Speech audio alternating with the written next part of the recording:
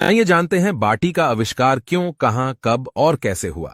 बाटी मूलतः राजस्थान का पारंपरिक व्यंजन है। इसका इतिहास करीब 1300 साल पुराना है। 8वीं सदी में राजस्थान में बप्पा रावल ने मेवाड़ राजवंश की शुरुआत की। बप्पा रावल को मेवाड़ राजवंश का संस्थापक भी कहा जाता है।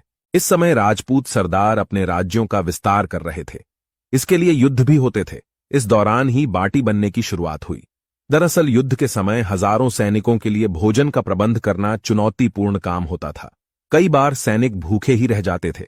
ऐसे ही एक बार एक सैनिक ने सुबह रोटी के लिए आटा गूंथा, लेकिन रोटी बनने से पहले युद्ध की घड़ी आ गई और सैनिक आटे की लोइयां रेगिस्तान की तपती रेत पर छोड़कर रणभूमि में चले गए।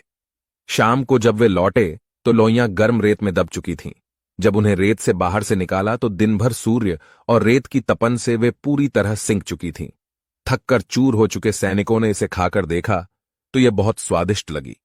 इसे पूरी सेना ने आपस में बांटकर खाया। बस यहीं इसका आविष्कार हुआ और नाम मिला बाटी। इसके बाद बाटी युद्ध के दौरान खाया जाने वाला पसंदीदा भोजन बन गया। अब रोज सुबह सैनिक आटे की गोलियां बनाकर रेत में दबाकर चले जाते और शाम को लौटकर उन्हें चटनी, अचार और रणभूमि में उपलब्ध ऊंटनी व बकरी के दूध से बने दही के साथ खाते। इस भोजन से उन्हें ऊर्जा भी मिलती और समय भी बचता। इसके बाद धीरे धीरे यह पकवान पूरे राज्य में प्रसिद्ध हो गया और यह कंडों पर बनने लगा। अकबर के राजस्थान में आने की वजह से बाटी मुगल साम्राज्य तक भी पहुंच गई। मुगल खानसामे बाटी को बाफ कर उबालकर बनाने लगे। इसे नाम दिया बाफला। इसके बाद यह पकवान देश भर में प्रसिद्ध हुआ और आज भी है और कई तरीकों से बनाया जाता है।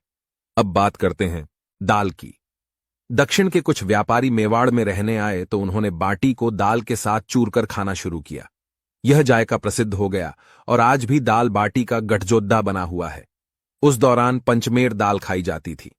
यह 5 तरह की दाल चना, मूंग, उड़द, तुअर और मसूर से मिलकर बनाई जाती थी। इसमें सरसों के तेल या घी में तेज मसालों का तड़का होता था। अब चूरमा की बारी आती है। यह मीठा पकवान अनजाने में ही बन गया। दरअसल एक बार मेवाड़ के गुहिलोत कबीले के रसोइये के हाथ से छूटकर बाटियां गन्ने के रस में गिर गईं। इससे बाटी नरम हो गई और स्वादिष्ट भी।